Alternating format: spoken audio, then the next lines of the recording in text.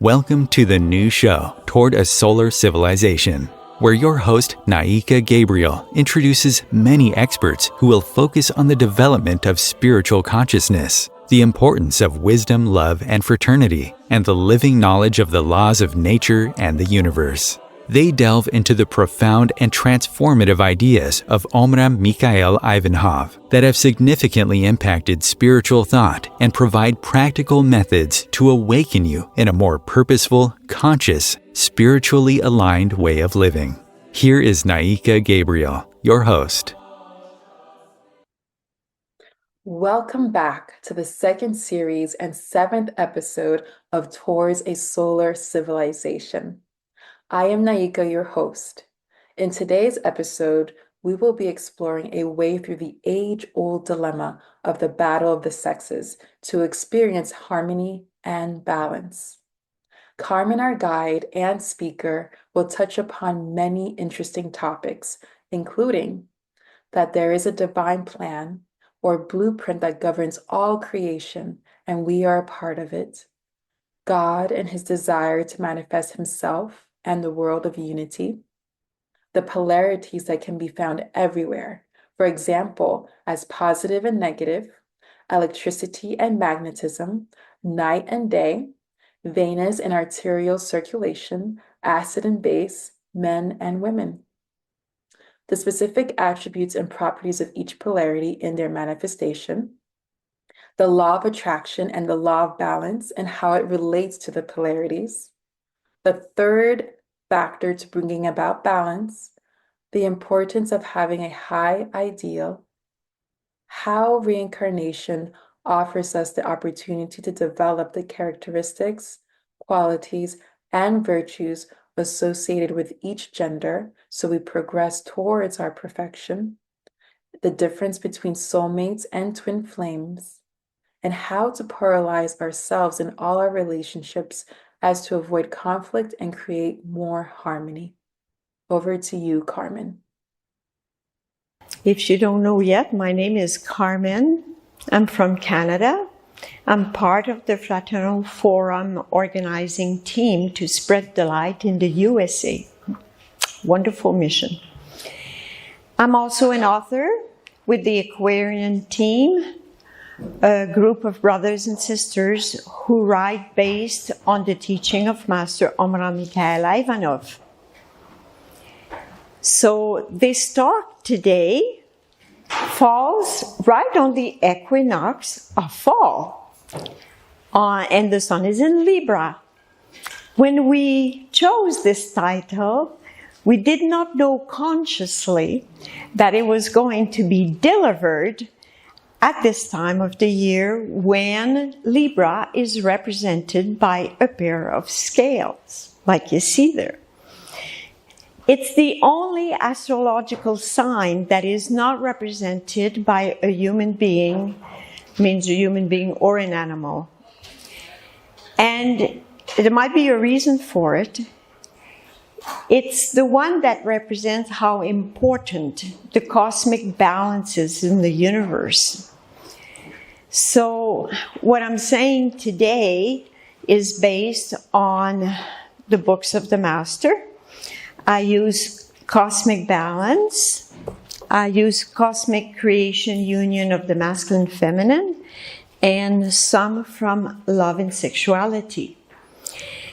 The same talk as today will be delivered on the 6th of October in Bethesda at the Pathways Natural Living exhibit.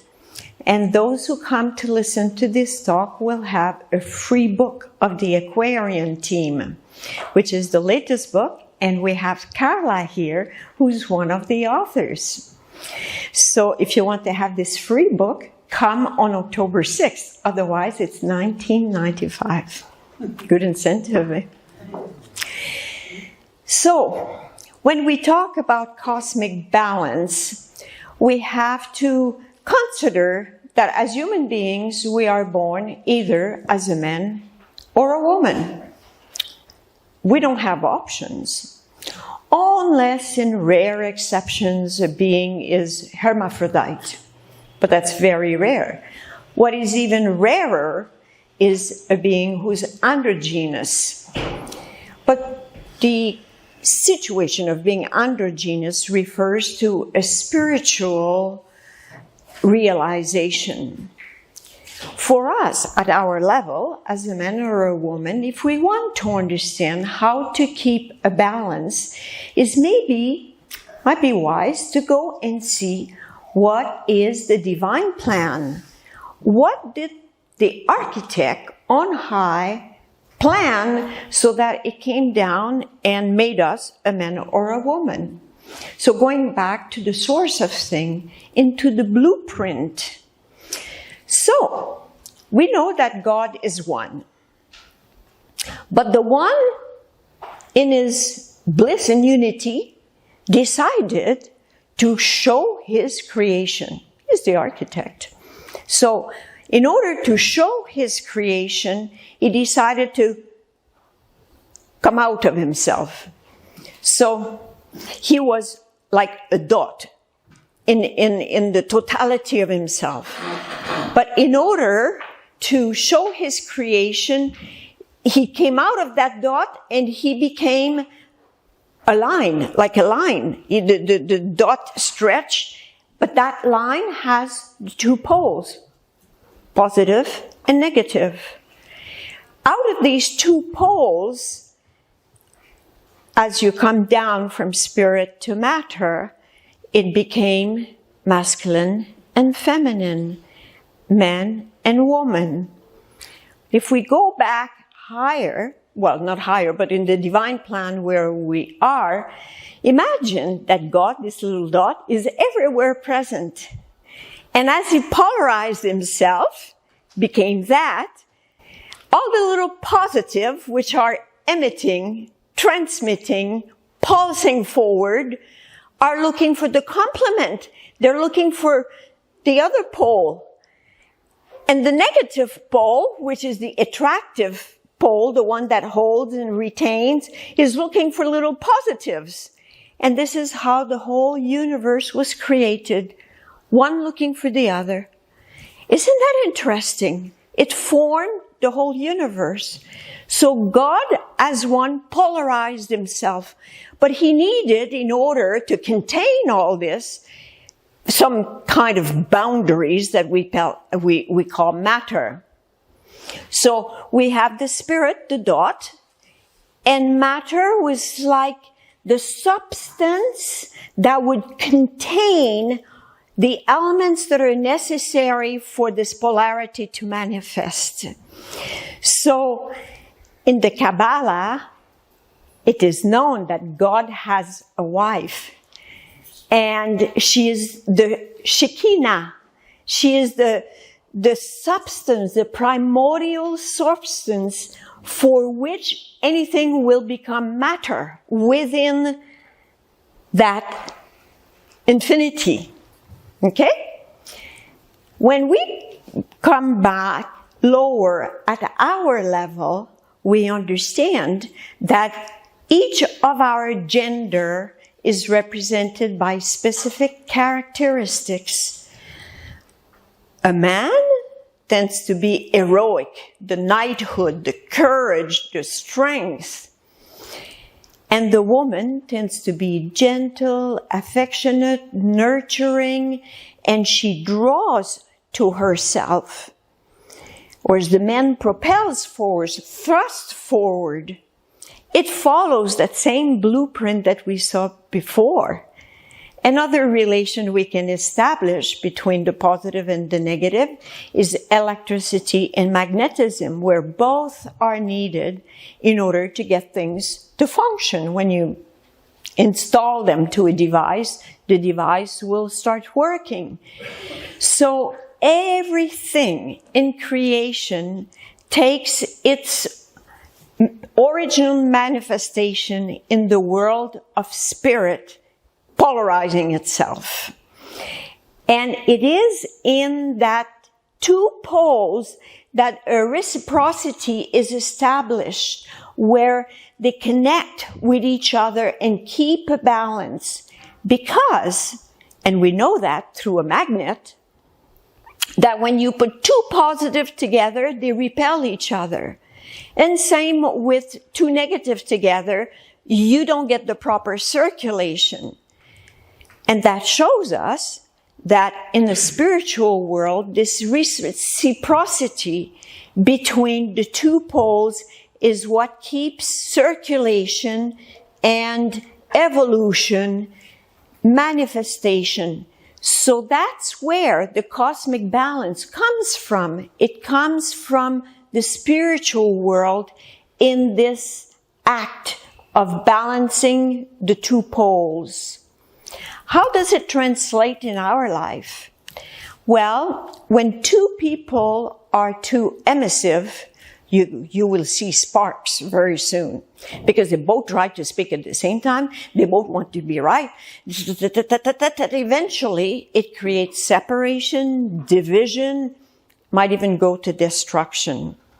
And when you have two people that are on the receptivity side, or I don't want to use the word negative in the sense of being bad, but in the sense of being both receptive, there's no circulation. They're both boring. They don't have nothing to exchange. There is not this reciprocity between the two.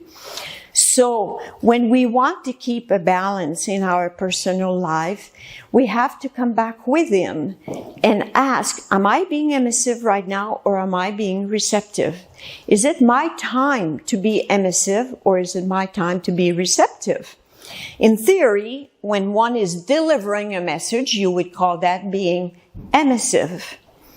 The other one should just hear and listen. And when the person pauses, the one that is delivering a message pauses, you feel it's your time now to come in and say what you have to say. That establishes this reciprocity. It doesn't mean that one is right over the other. It means you know how to polarize yourself in order to keep a balance. And this works really well in partners, with children, with employees, employers, is know how to polarize yourself properly so that there's always a flow between the two. Maybe the other way we can also look at this wonderful polarity of positive, negative is that on the linear side, we tend to think that one is better than two, that one is higher than two. But in the spiritual world, they have a different type of mathematics. The number 2 is not less than the number 1. It's equal in value and worth because it has its role to play. Without the feminine aspect of things, you end up in sterility, in non-manifestation, in non-activity. And that's what happens with religion sometimes, especially in Christianity, where they decided to do away from the feminine principle. Well, eventually it's sterility and disappearance. It can't be on its own. It requires that balancing of the two, recognizing that the feminine principle is not a woman, a person on the outside. It is a principle that we carry within. Now, yes, we are born as a man and as a woman, but maybe our psychological characteristic carries some of both. How many of you believe in reincarnation? Okay, maybe I should ask, how many of you don't believe in reincarnation? Ah, wonderful. We're all on the same page. So, when we are evolved enough, we can... I am Catholic and I'm not supposed to believe in it. You're not supposed to. Yes. Fortunately for you, it's for your own benefit. I was born Catholic as well, so I fully understand where you come from. When we are advanced enough in our soul work, we choose which gender we're going to incarnate with or incarnate in, because we know which qualities and virtues we need to develop in order to pursue our evolution. The goal of all this is come back into our unity, into our godhood. But we cannot get to our godhood without taking into consideration our polarity, because that's how we came through. We came through polarities. So, if we're not evolved enough to choose which gender we need to pursue our evolution, the 24 elders in the invisible world will say, you need to be a man or a woman, no choice. Go down and develop the attributes that will allow you to grow forward in evolution. So, psychologically, yes, we carry some of each of those properties that belong to men and women. If we take another example in mathematics, and we represent God as being the number one. We are incarnated in matter. We're like that circle that we saw before. We represent maybe what we call now the zero. Well, if you put God in the first place in your life, you just multiplied by 10 your potential. That's nice. But if you put yourself first and you put God second, you just divided your potential by 10. And that's what happens when we materialize ourselves so much, when we descend into matter and we forget about the soul and the spirit. We put ourselves first. This is a beautiful illustration from Master Omraam Mikhaël Aïvanhov, where you see the higher self here. That's our higher reason, soul, and spirit. That's the higher self of us. Most of us operate from here when we're not awakened to our intellect, our heart, and our will. And that composes the role that we play as a human being. It's like at the theater. It's not our true self, but we sure take ourselves seriously. But our true self is here. So as we learn more about our own structure, and we learn that in order to reach back to our origin, we have to experience that polarity to go back to the Godhead. So the mental, the intellect here should be turned towards the higher self in order to be inspired. And the heart here should listen to what the wisdom, the intellect says. When we have these three attributes and don't keep a balance between them, when one favors the other, it's possible that there is such enough balance that it will take us into trouble. Let's take an example. Let's say the mind comes up with a sublime idea and the heart says, go for it, go for it. And the willpower doesn't have much of a say. It cannot calculate because two have taken sides together. The third element should always be able to intercept and balance the two others, because whether it's the intellect and the heart or whether it's the intellect and the willpower, when one is left out completely of the equation, you can be sure there will be some results that will not be very harmonious. That's within our lower self here. When we consider that spirit is the one thrusting forward, what is in our human level the element that will receive that inspiration from spirit? Do any one of you follow me? Our soul. Our soul becomes the receptacle. It becomes feminine so that the spirit can come and deposit some inspiration, some images that will bring us forward into manifesting something that will be beautiful. This is how our great artists, they connected with heaven and they became a receptacle for great masterpieces. Is because they polarize themselves by being open in their soul so spirit could come in. That's how it was, remember, when we were back into the blueprint, where we said spirit wanted to come, or God wanted to come out of himself and pushed forward. There had to be something to receive it. And that was the Shekinah, the Divine Mother, the substance that was there.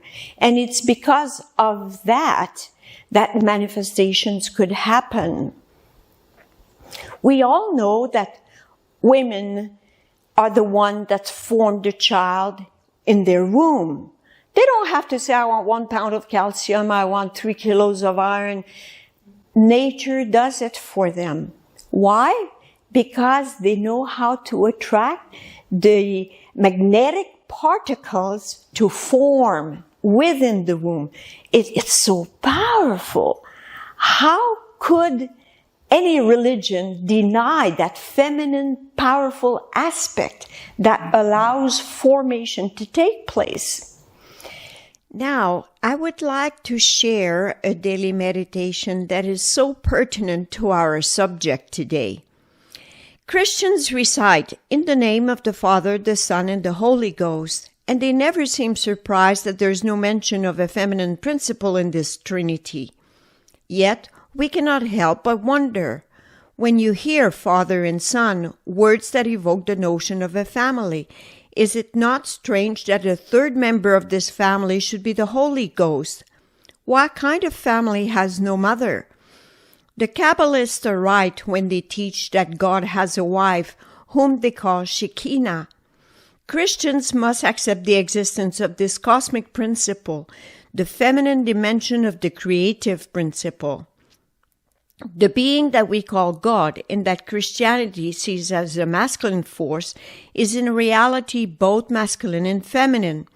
Before there can be creation or manifestation, there must be polarization. That is, the presence of a masculine principle and a feminine principle.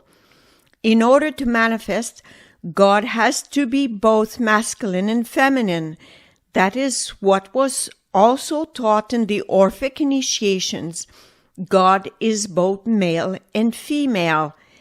This daily meditation is actually taken from the book Towards a Solar Civilization, a little pocket book of the Izvor collection. Now, if we go a little higher and we say, what if we received a divine seed from a very evolved being who was so disinterested that the only thing he ever wished was the golden age on earth? But in order to deposit that seed into our psyche, we had to be receptive to receive that seed and offer not just us as women, but men as their feminine principle, which they hold within in potential, in order to make this seed become a reality. Why don't we try that? Why don't we just sit for a minute and imagine that a great being like the Master, whose whole life was dedicated to realizing the golden age on earth, brought that seed. That was his mission. Bring that seed and make it come true. But he needed people to make it come true. So let's take a minute and offer our energy for the realization of the golden age on earth.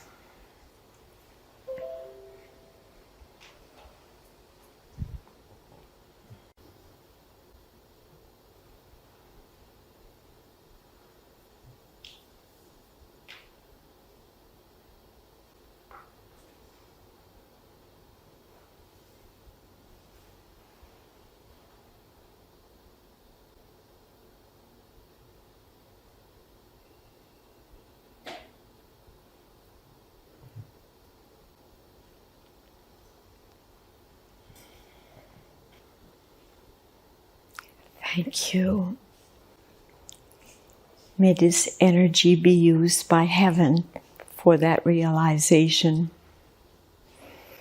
We heard the Master say in one of the lectures, what a woman wants, God wants. Because she holds the keys to manifestation, that substance that will make things come true. Carmen, thank you.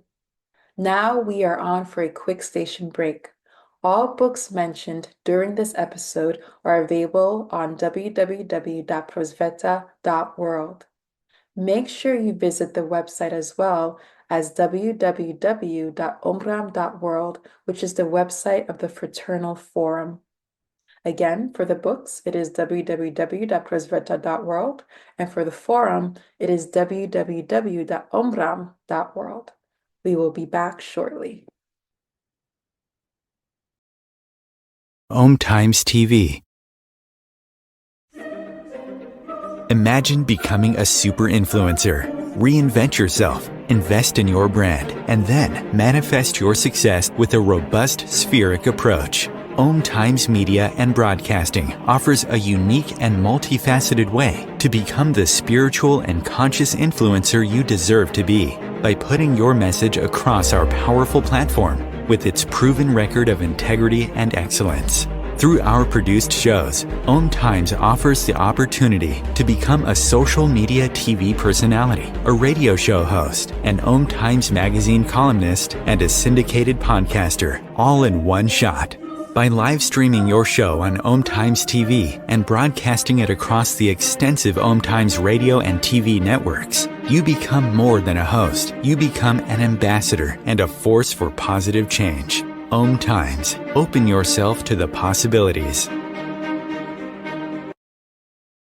If I could be you, and you could be me for just 1 hour. If we could find a way to get inside each other's minds. Walk a mile in my shoes. Walk a mile in my shoes. Well, before you abuse, criticize and accuse. Walk a mile in my shoes. We'll go on with mathematics. You know that number 2 is a very, very special number because it also carries within it division. The 2 is like the split of something. Something that can be used for the good and something that can be used for the not so good. And that brings us to good and evil. It's not an easy subject to approach when we don't have the knowledge of initiatic science. In initiatic science, it is said that above human beings, when you get to angels and archangels, divinities, principalities, seraphim, cherubims, there is no more evil. It doesn't even penetrate. It has no reason to be there. It only exists at the level lower than angels. And it's at our consciousness level that we need to resolve this. Because good and evil is that same polarization of positive and negative, but not negative in being bad in this case, in being the attribute of the same thing misunderstood. And that's why it became what we call evil. If we know how, in initiatic science, they say, use it for the good. Find why it's there. And then it has no more power over you. Which means evil plays the role of pricking so that you are bothered, you are disturbed, you are challenged to go beyond the difficulty that faces you. And there you start to make efforts to get out of that situation, to understand, to search, to pray. And eventually it frees you from that which bothered you through your own effort. That number 2 is like the division. And you know, in the tarot card, the Papess, she used to be called the Papess, now she's called the High Priestess. She has an open book on her lap. And the open book is the symbol of the two, meaning she has the power to drive people towards heaven or to drive them into temptations and the negative part of things. But it's also representing the two principal, masculine and feminine. In the original tarot card, she held two keys, one gold with a triangle and one silver with the cross. And that meant to reveal that she knew that the two principles were necessary to create anything and manifest anything. So those keys of knowing the masculine and feminine principle throughout creation, throughout our psyche, throughout the invisible realms, allow us to have the power to change ourselves, to grow towards perfection. In the work of Plato called Symposium, it relates that human beings were a spheric ball with 4 legs, 4 arms, 2 faces, both genital organs. They realized how powerful they were, and they started taking on the gods. And Zeus said, whoa, let's stop this. Let's split them in half. And that's how they've been looking for their other tender half ever since. Human beings. Because we feel something is missing. So people are looking for each other. They're looking for that other polarity that they will make them feel more complete. But that's externally. Internally, it means that our void is still looking for the complementary aspect of us. People talk about soulmates. Oh, I found my soulmate. I'm so happy. I'm so happy. 2 years later, the soulmate is a devil in person. Okay, they go to the next soulmate and then to the next soulmate. And yes, we have many soulmates. They're all partners. They help us evolve. They're all partners. It appears they complete us completely. But that completion is not on the outside. That completion is within our own work. How many of you have heard about twin flames or twin souls versus soulmate? You must have read the books of the master. Because with the twin souls or twin flames, we each have one. We each have one. But we only meet that twin soul 12 times throughout our entire incarnations. And it's not in the physical body in the sense of she is that or he is that. It will be a being that comes through someone where you will be bowled over by something that you felt was just so perfect for you. Oops, it's gone. That was the visit of the twin soul. So 12 times throughout our entire incarnations, we have that to remind us that it exists. And the twin souls will never incarnate at the same time. They will take turn so that each develop what is necessary until they attain that fusion. In that fusion, there's the androgynous. There's no need to go any further. The other thing about the papas that I forgot to say, the book that she has in front of her also represents the living book of nature.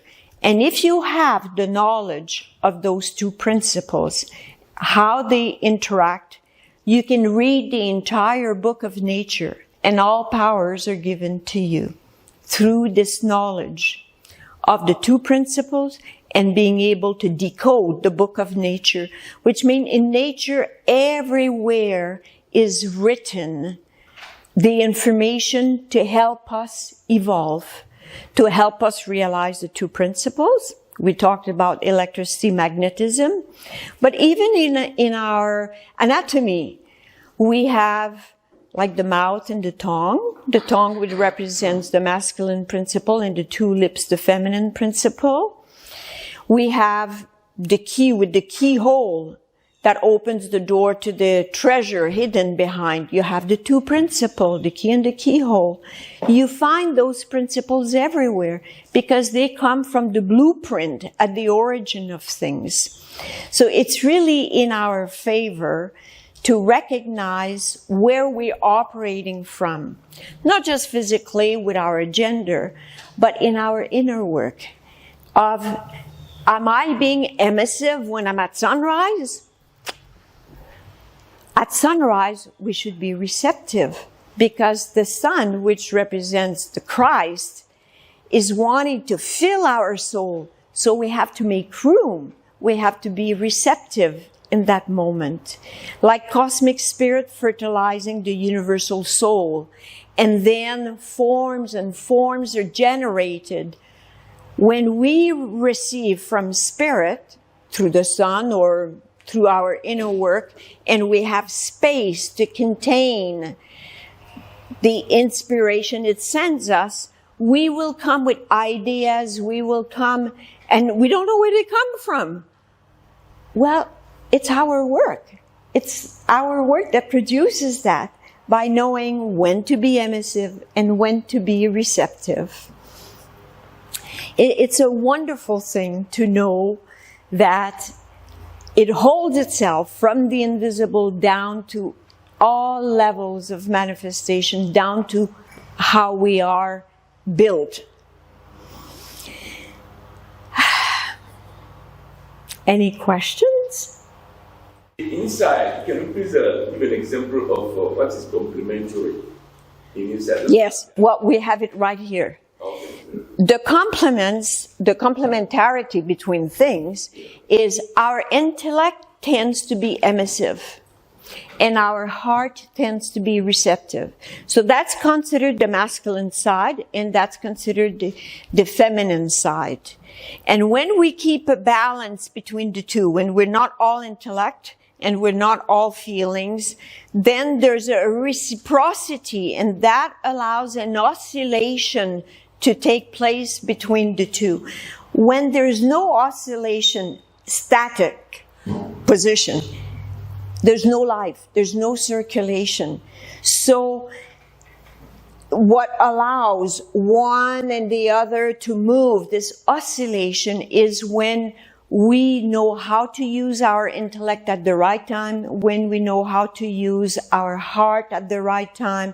Sometimes our willpower will be the dominating force, will be the masculine force. And it's fine for the willpower to act like this, as long as it's not at the expense and links up with the intellect or links up with the heart and leaves out the wisdom out. Because if it's just the heart and the willpower without taking consideration of the wisdom of the intellect, it might side off.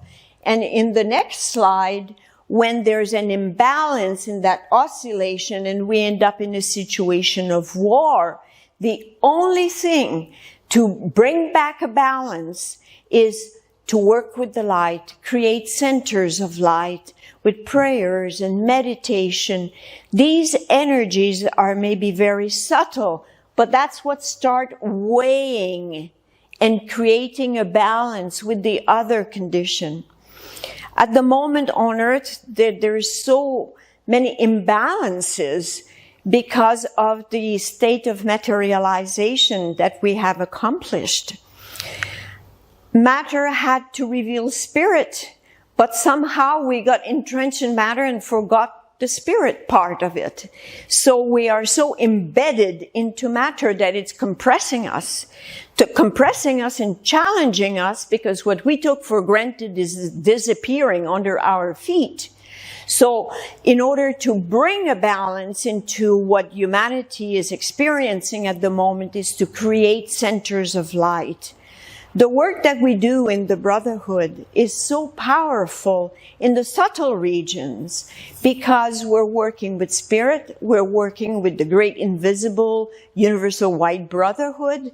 It's a big allies, and they need material beings to offer their energy for them to change something on Earth.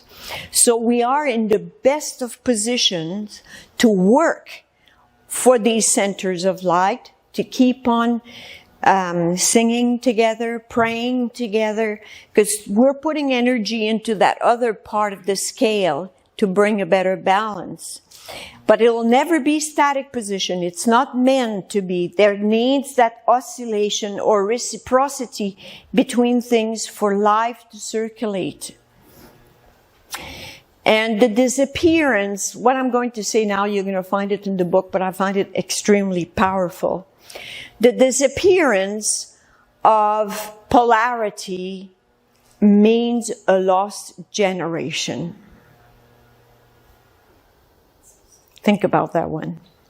With what is going on with education at the moment, it's very powerful.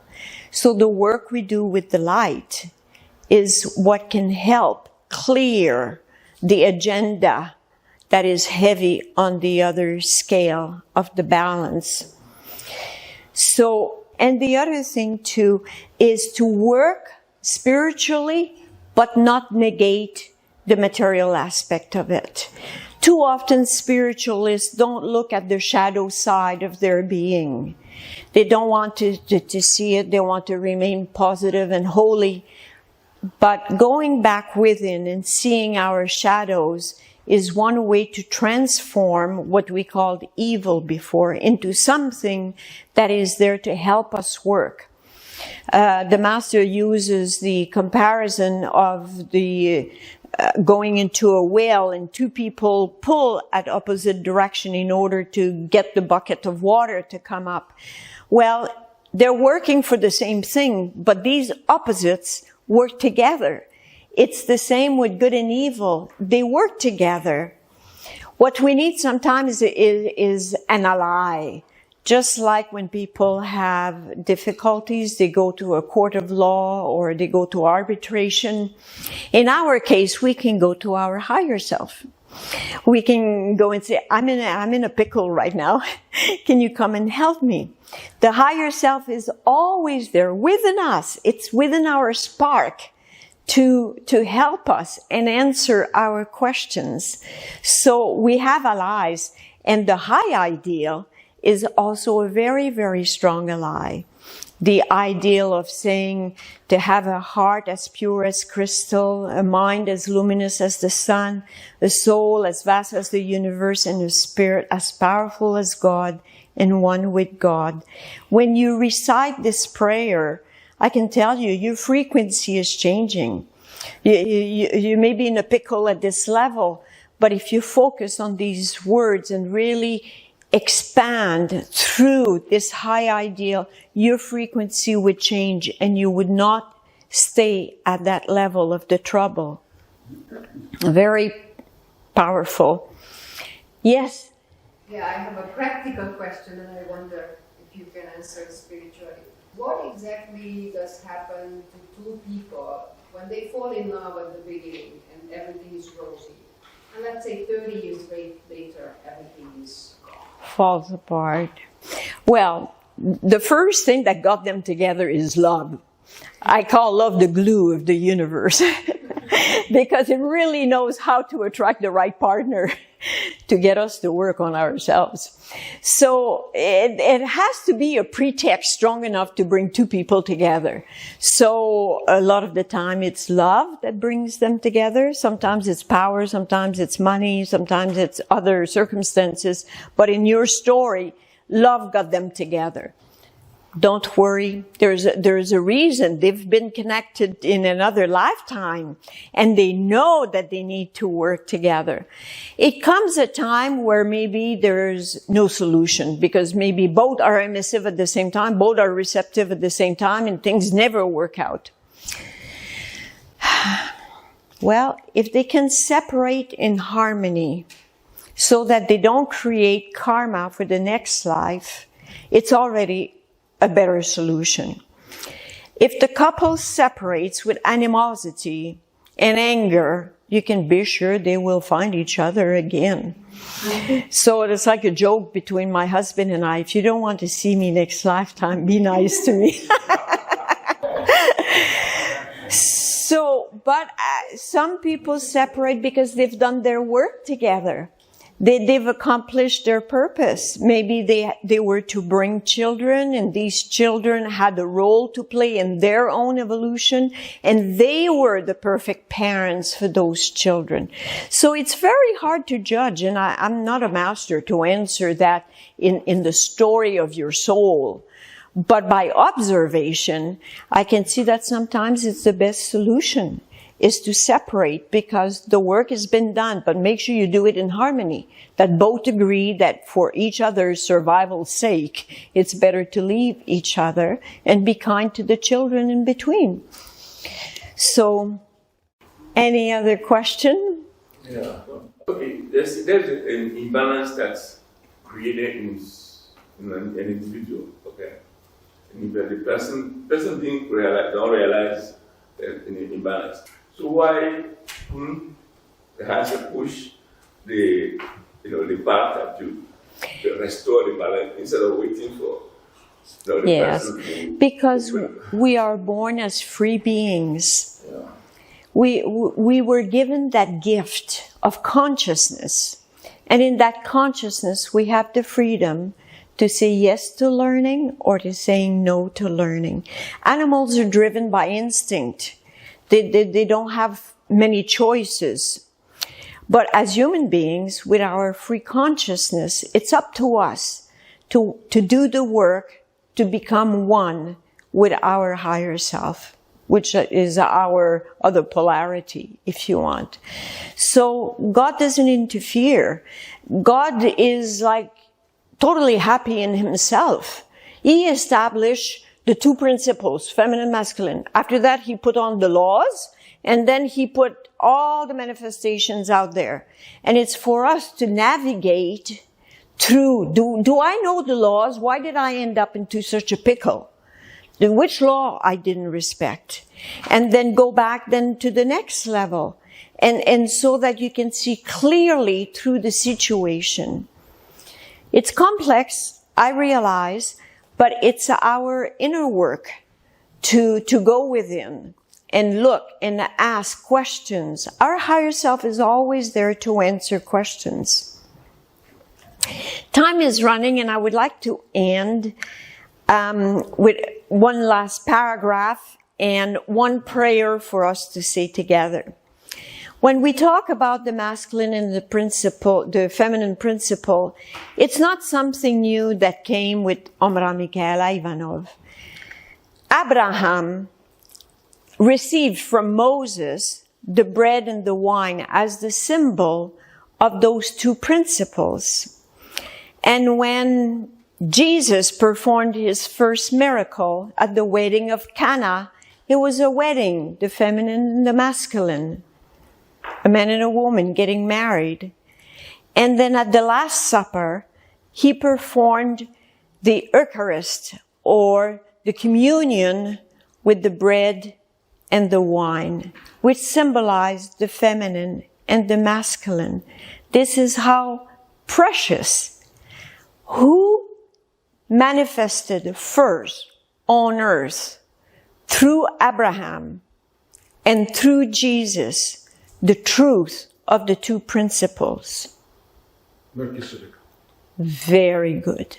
It was Melchizedek, priest of the Most High.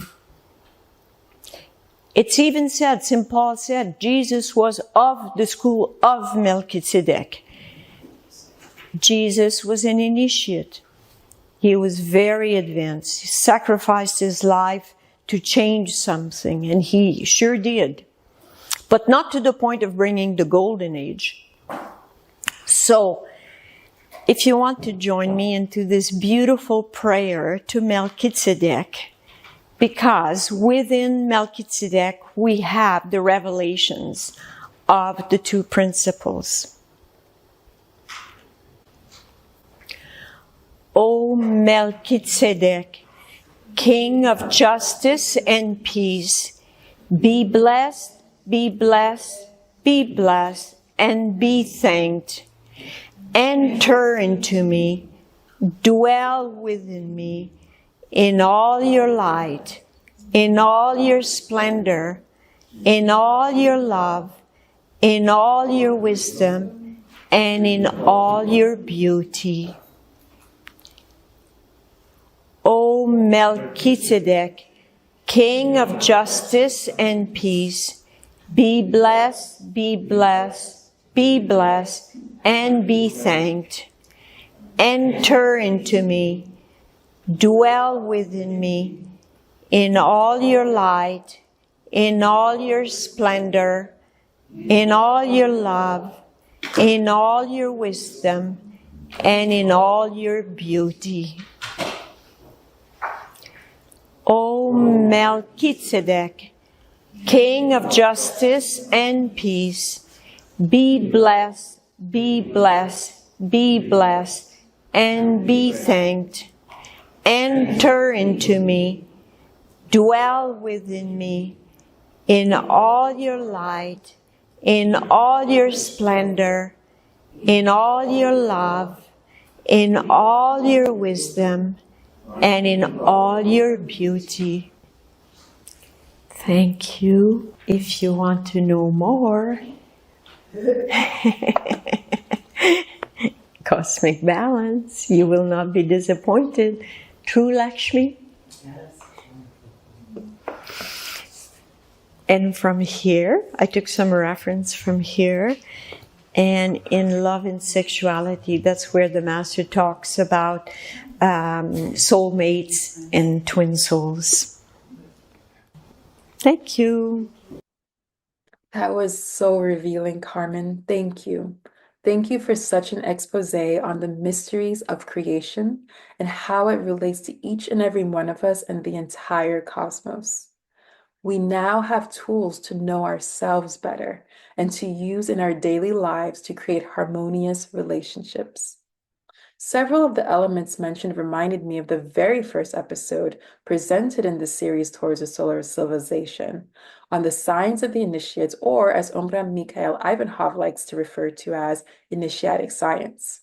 I encourage you to go and revisit that episode and see how well it fits with the present episode. We would like to invite you to stay tuned to upcoming episodes. Here is a preview of what is still to come. In episode 8, we will explore the arts, specifically music and theater. In episode 9, we'll look into sacred geometry. In episode 10, the 4 sacred sciences of the initiates. Episode 11 will feature a talk on mystical Christmas. And finally, at the end of our second series, in episode 12, Anatole will interview 7 brothers and sisters from all over the world and see how they experience the teachings in everyday life. Thank you for tuning in, and we'll see you in 2 weeks.